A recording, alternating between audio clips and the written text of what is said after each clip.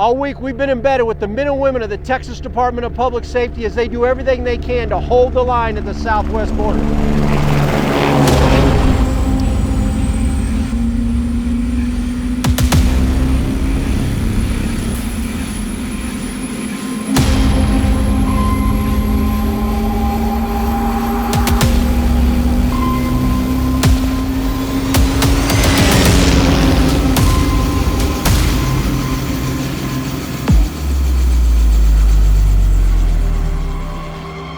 To our west in El Paso, the city is overrun. The agents are absolutely overrun. They can't even chase the Godaway. So all last week, I was getting out images from law enforcement cameras as to what was happening. When I tell you, and you're gonna find this and you'll see what I mean by this, you're with the best vanguards in the nation when it comes to pilots working ground operations along with trackers. If you don't leave exhausted at the end of the day, cactus in both legs, and absolutely smoked from the wind, something's wrong. Yeah, if you puke, all you do is pick your shirt up. I mean this, pick your shirt up, puke in your shirt. Yeah. Best way to do it, because you don't have to clean the bird up. They'll make you clean the bird if you puke in the bird. Thank y'all for coming, man. Yeah. Get ready, you're gonna love it. I mean, great guys here, man. They're just good people. Well, welcome aboard. Let's all have some fun tomorrow.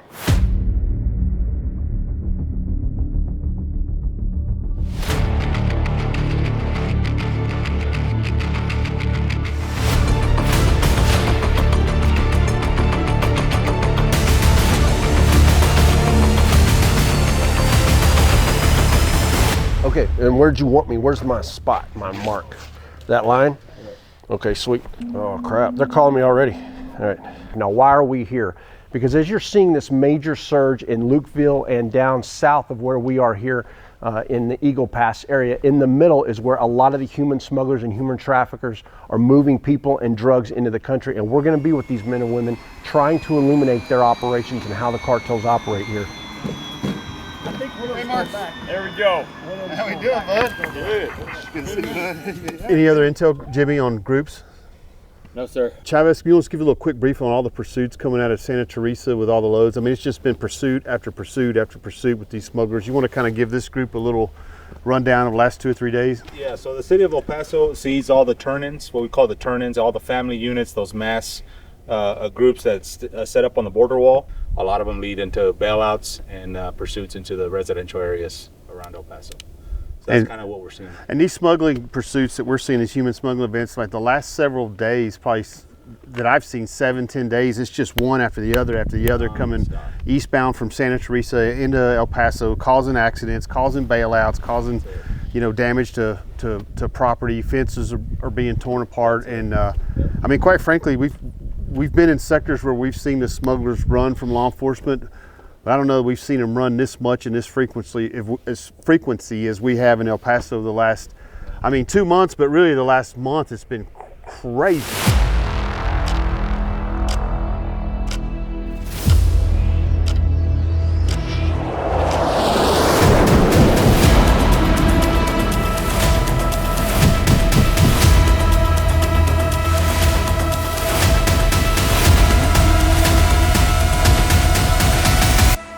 Food. Anything left over for us?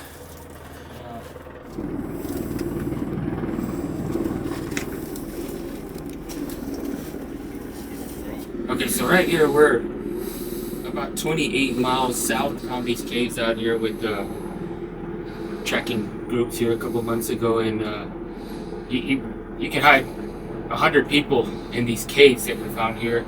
We were able to locate narcotics and 5 bodies in here. Like we followed this for many years, and we never knew about it until we started picking up tracks on here. But they've been using this for, my God, a long time. In this particular area, there's like 8 big caves like this, right? And just this spot right here. To get to the border there, they probably walk. Some of them probably walk a couple days to get to the river. It is crazy. It's crazy. I mean, this environment's like we landed on the moon. How do you go from all the different environments, you land on white rock that's overlaid with black rock? This is not like on a regular trail. They gotta know to come here, and obviously they know where to stop. Dude, that's cool. Yeah, we figured. I bet it makes great videos.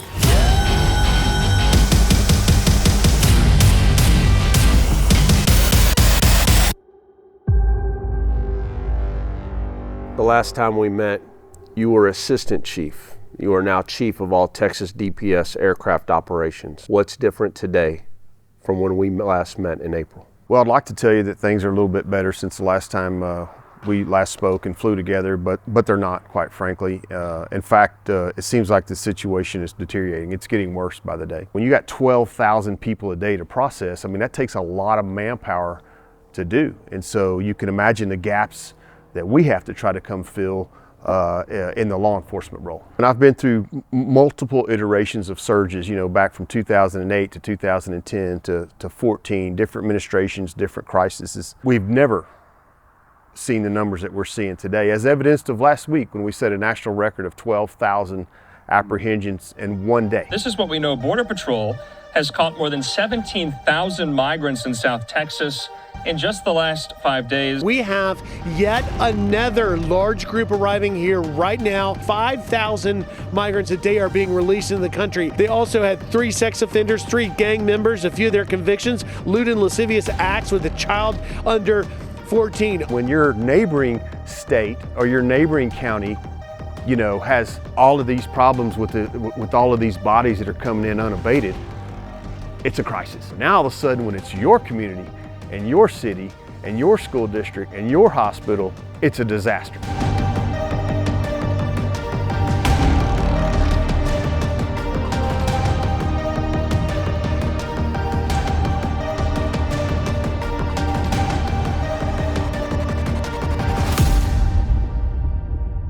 These aircraft can have such an impact and be a force multiplier. In other words, they're so unique in their the mobility that they have and the support that they can provide, that they can take place and cover for gaps, right? Because right now, what the United States is facing is these large gaps. As we know, the cartels, they may be ruthless, but they're not stupid. And when we have these huge gaps created by this vacuum of agents because of, you know, these 10, 12,000 a day apprehensions, then they're going to exploit those gaps.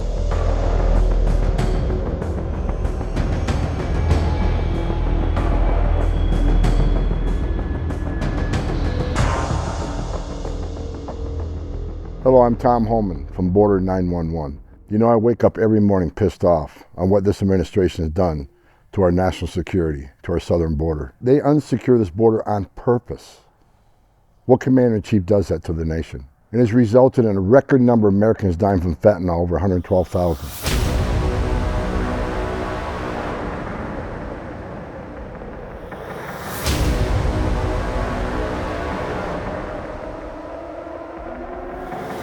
Approximately 300 families today across this nation are going to get a knock at the door, and they're going to be told that the one they love the most in the world is never coming home due to fentanyl and other drugs crossing at this open border.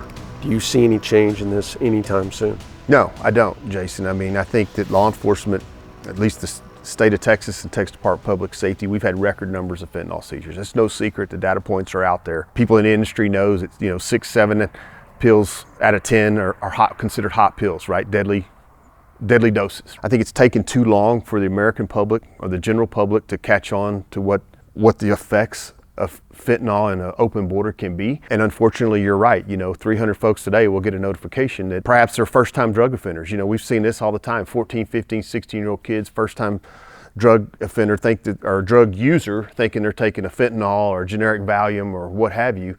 It turns out it's chalk laced with one deadly drop of fentanyl, and now we have this one-and-done situation. In my career, your career, Jason, when we dealt with the crack cocaine epidemic or methamphetamine epidemic or heroin epidemic, there was always a chance or hope that you could get rehabbed, right? Or you could get treatment and come back. That's not the case with fentanyl, you know, and it's unfortunate to say, but you know, we say in the industry sometimes if you have a crack cocaine problem or methamphetamine problem, you may be able to check yourself into a rehab and come back. You have a fentanyl problem, you pretty much have to check yourself into a funeral home. I am Josephine Dunn, and I'm in Prescott, Arizona. On January 1st of 2021, my husband and I, Mitch Dunn, we got physical custody of our 4-year-old grandson. His name is Carson. He was removed by DCFS from his mother. He was given to us to care for because our daughter was living a lifestyle that was not conducive to parenting. Then on May 23rd, we got a phone call at 20 minutes after 1. We were in the morning, and it was the doctor from the ER that said we needed to come to the hospital because Ashley was not okay. We didn't know any of the details. We just knew we needed to go. I was a nurse for many years, so what I saw, I knew she wasn't going to recover from. She was without oxygen for 30 minutes and was poisoned and died. She was never coming back from that. Well, if we don't have a course correction, Jaeson, we're going to have an even bigger disaster than what we got right now. But what I would want the American public to know is that this problem is 100% fixable. And all it needs is an appetite for success and for leadership to fix this problem. This problem is fixable. If we don't make a course correction and take steps to close the border and change that the life as you know it in America is changing, and it's changing rapidly. This problem is going to directly impact your way of life, regardless of what state you live in. You know, Tom, this border, it's got to get fixed. It's absolutely unsustainable. You know, Jaeson, I wake up every day pissed off. You know, I started in border in 1984. I spent almost 34 years doing this job. And what they did to this border is un-American. One of my proudest achievements my entire 35-year career is the creation of Border 911, the nonprofit. Look at the team we brought together. The most distinguished border experts in the world. Not because they read a book. We're still fighting for the country. We're going to take this country back. We're going to secure the border. We're going to protect our national security. We're not going to get rich doing it, but what a team we built.